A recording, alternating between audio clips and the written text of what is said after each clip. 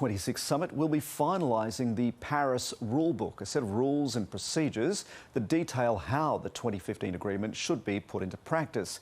It's something world leaders haven't been able to do since it was introduced 6 years ago, and that's largely down to the controversial measures being proposed. One of them is Article 6, an international carbon market that lets nations trade carbon credits to meet their targets. Professor Caitlin Byrne is the director of Griffith University's Asia Institute and an expert in climate diplomacy. She joins us now. Caitlin Byrne, thank you for joining us. Some of the big players, namely Russia and China, are not at the table. How much of a setback is that for these talks? It's a really significant setback, Jeremy, and good to be with you as well. And we saw that they were absent also from the G20 talks in Rome just over the weekend.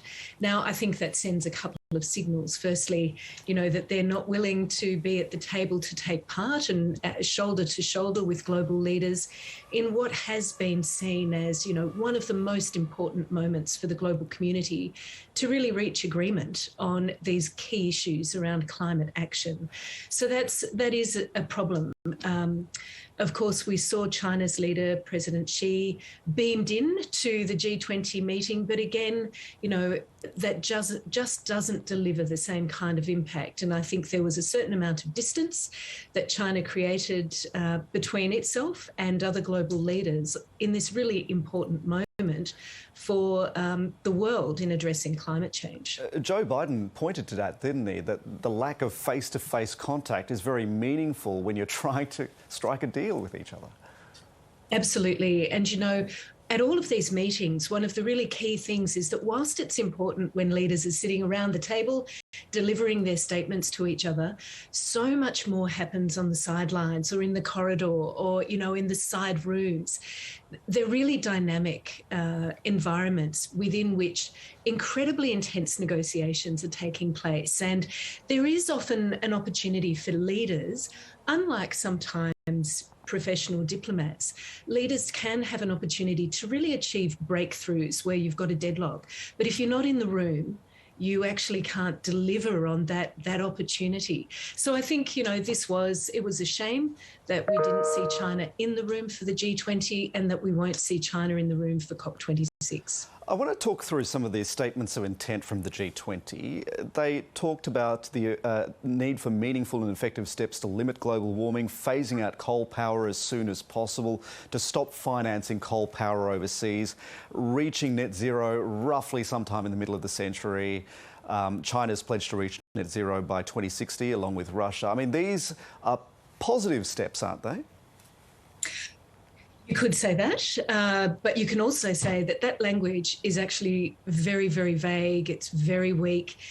It's not the kind of language that I think much of the world was hoping for from these G20 leaders, because, this meeting of G20 leaders, so they represent the world's most significant economies and also, 80% of global emissions. We really were hoping for some breakthrough statements, some clear targets, a real aim towards 2050, and we didn't get that really on any front.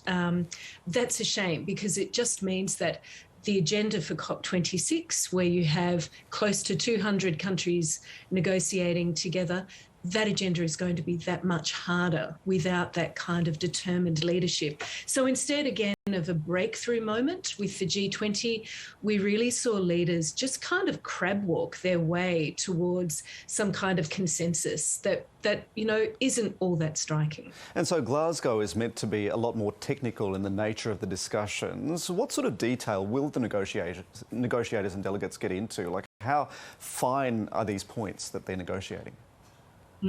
They will be very fine. And the Glasgow negotiations are an opportunity for nations to lift their own ambitions, to bring the national contributions that they made 6 years ago to the table and say, here's how we're going to do better.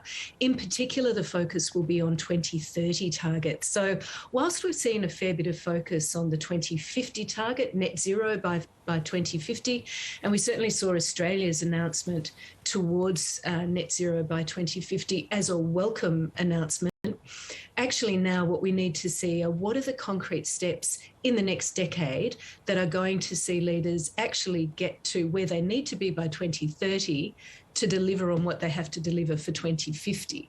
So it's really about the nuts and bolts, the detail, what is each economy going to do to make some kind of a contribution to this global outcome. And there's a lot of stock being put into the idea that technology will come in and save the day. Indonesia is very much on board with this idea. Where do you sit on that idea that technology can actually make some of these changes, as Scott Morrison says, without taxes, without putting people out of jobs? Yeah, that's right. Look, it's an important part of the equation. There's no doubt about that. And we do need to look to all sorts of technologies, renewable technologies, green hydrogen. So it is clear that technology must be a part of the picture. It's not going to be the whole picture. And I think part of the issue that we're seeing, certainly with the Australian way that has been proposed by Scott Morrison, is that much of what Australia is talking about relates to technology that isn't even around yet, that's not in existence. So if it's not in place now, we're not going to be in a position to actually see the benefits of it in the decade where we need to. So, I think we're going to see some challenge here. Having said that, the language around technology is really attractive for a lot of nations. Indonesia, as you mentioned, will be looking to new investments and to the technology that countries like Australia might be able to help deliver as they transition to a low carbon economy, as will India. So there are some really important features here, and we shouldn't lose sight of that. But I think we have to be very careful that we don't just think that somehow all of this technology will magically appear and solve the crisis. It's partly about technology. We've got to get it into place. We've got to implement it. And then it's about changing behaviours along the way as well. Professor Caitlin Byrne in Brisbane, thank you so much.